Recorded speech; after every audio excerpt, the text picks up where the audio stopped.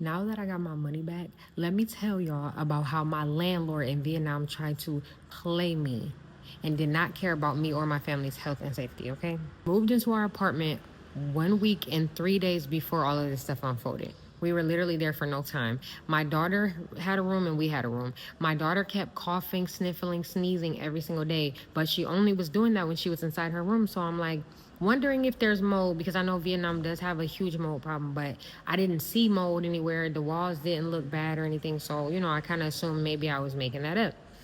Well, my daughter dropped her necklace behind the little hole between the bed and the bed frame.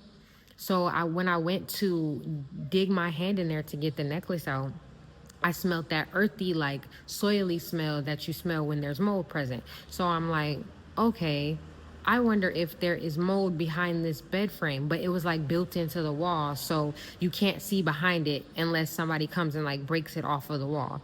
So, but I smelled that smell. So I let the landlord know, hey, I think there may be mold in here.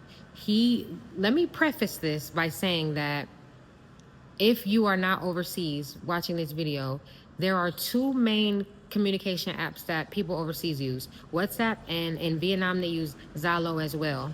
So we text him on WhatsApp, okay? These are important details. We text him on WhatsApp and we're like, hey, there's mold. Can you have someone come and look at this and see if there's mold here? Because my daughter is getting really sick.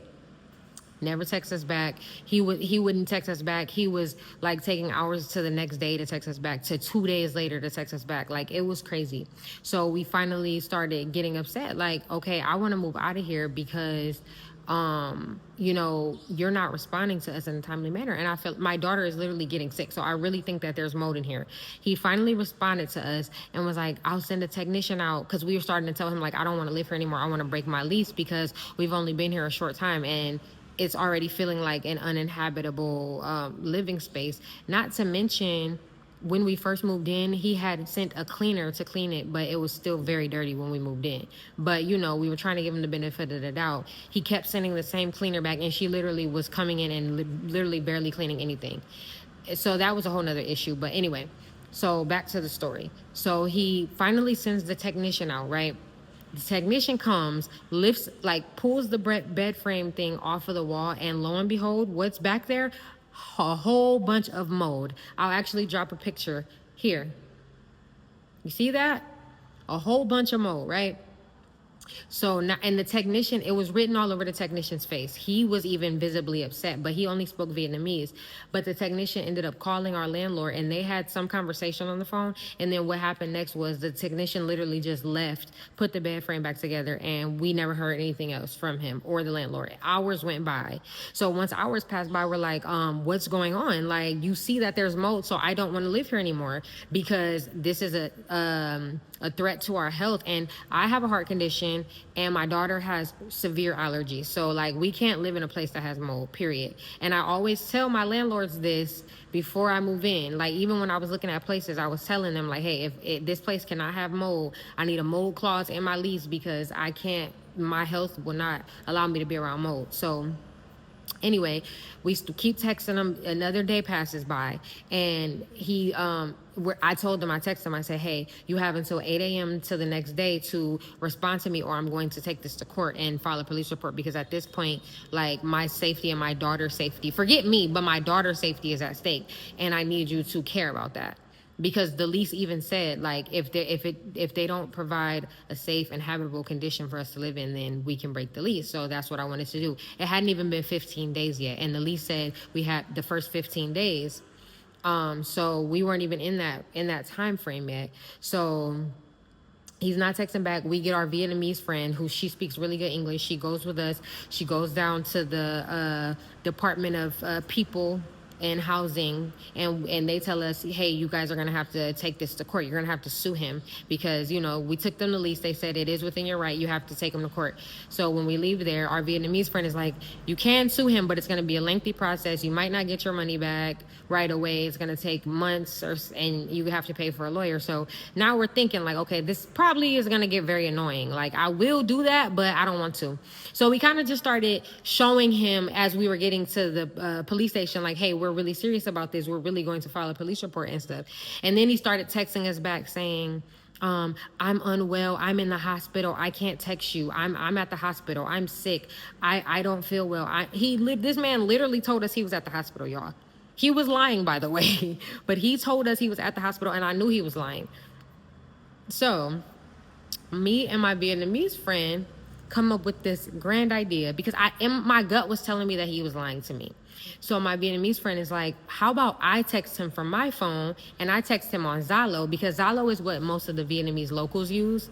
So she was like, I'm gonna text him on Zalo, and I'm gonna act like I'm someone who's looking for an apartment, just to see if he texts me back, because he wasn't even texting us back. After he said the whole hospital thing, we were like, we didn't believe him. So I'm like, I just want my money back. Like, at this point, I just want my money back. I want to move out. So my Vietnamese friend texts him. He texts her back right away. She asked him, did he have any places available? He said, yes, I do. She asked him, can you come and show me a place? He said, yes, I'll be there in 30 minutes. Mind you, this is the same man that just told us he was at the hospital. And he was literally in a hospital bed, couldn't move, couldn't walk, and was sick. Okay. So once my Vietnamese friend gets him to give her the address to the place, she goes to the place. We all go to the place together. She goes upstairs, and she was like, when he gets here and comes up here, I'm gonna text you and let you know that he's here. And I'm like, okay, bet. So once he gets there, she texts us and lets us know that he was up there, right? We go up there, and actually, I'm gonna put the video right here after this so you can see exactly as soon as we walked in, this felt like an episode of Cheaters or something. As soon as we walked in, I'm about to put the video. Here, go right here.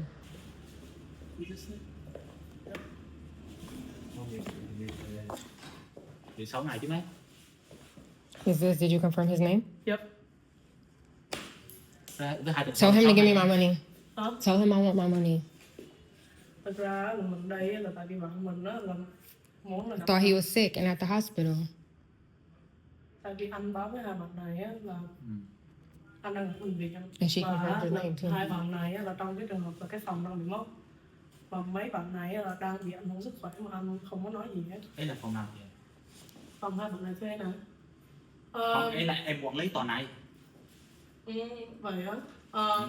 As you can see, when we walked in, he was very nervous, and he knew exactly who we were. And I was very happy to confront him face to face, because you lied to me and told me you were at the hospital, and you're here. Who lies about being at the hospital?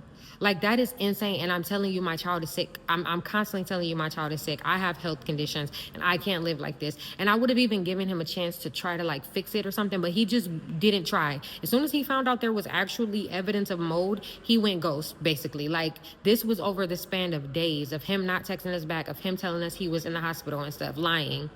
So that video happened, and then it ended with pretty much him saying, I'm gonna come tomorrow and I'm gonna come look at it, and if I see mold for myself, then I'm going to give you your money back or whatever. Mind you, he knows that there's mold, because the technician that he sent out saw that there was mold, called him and let them know that there was mold, and we sent him all the pictures of the mold. So you know that there's mold, you've seen it, you talked to the technician. And not only that, when we were up there confronting him, why did this man lie and say he didn't know who we were? He said, I never talked to you before. That whoever you were talking to on WhatsApp, that was not me. That was you. He had two. You know that when you add someone on WhatsApp or Zalo, it's a QR code. That's how you add them as a contact.